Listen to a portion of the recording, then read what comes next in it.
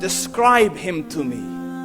And Muslims, look at the description of your Rasul. And for some, this would be the first time you hear what your Prophet looked like.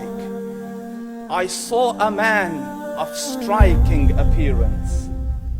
ظاهر الوضاء أبلج الوجه, radiant face, حسن الخلق, beautifully created.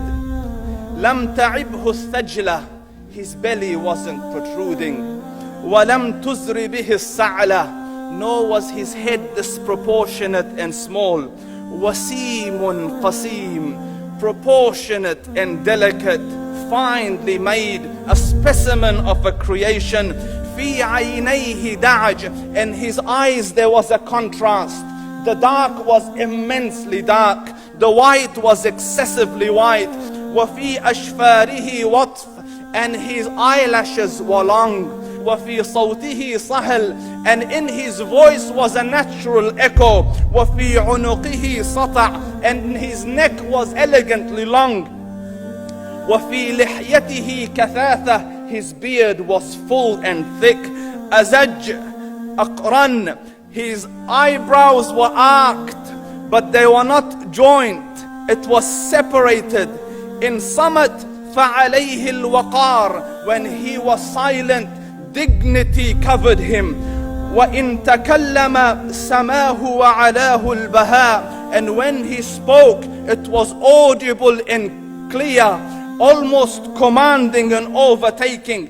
أجمل الناس وأبهاهم من بعيد, from afar the most striking and outstanding in appearance. وأحسنهم وأجملهم من قريب, and when he came near, the best of them and the most handsome of them in closeness. حلو المنطق, so such an exalted and sweet level of logic. Like when he used to speak, it was so coherently logical, it was smooth and easy to understand.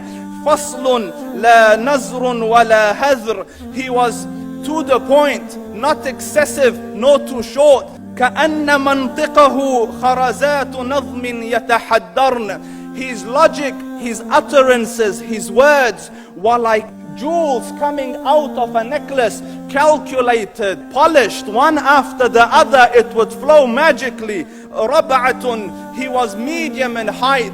Your eye didn't have to strain to look up at him, nor was it tedious to look down at him. He was a comfortable sight to look at.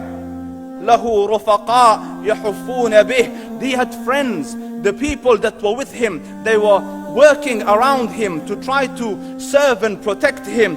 إن قال سمعوا لقوله, when he used to say something, they used to hearken to what he used to say. وإن أمر تبادروا إلى أمره, when he commanded, they used to compete to fulfill the command. This is Muhammad Rasulullah. This is Muhammad Rasulullah. Anas ibn Malik says, he says, I came out one night, it was the full moon night.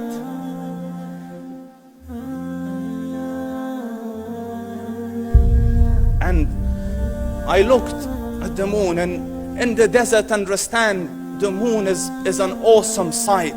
It is smooth, it is radiant, it is clear, it is gentle compared to the scorching sun at which they are used to.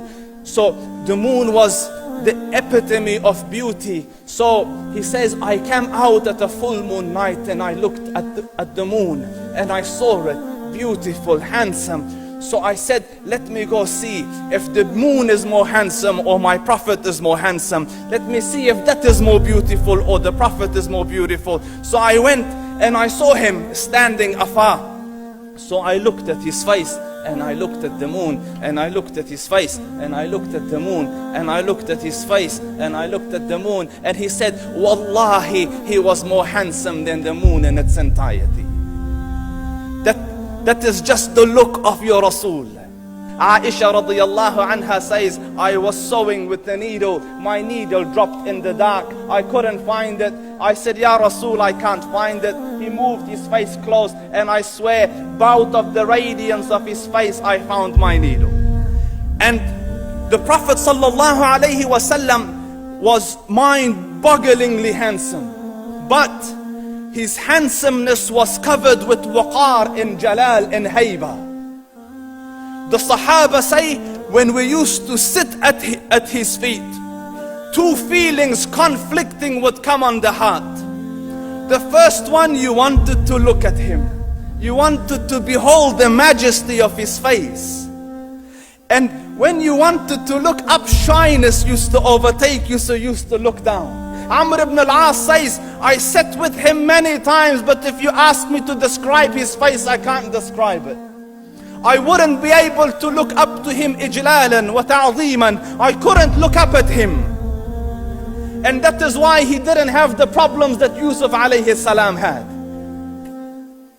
Because it was difficult to penetrate the awe and the splendor of the Rasul.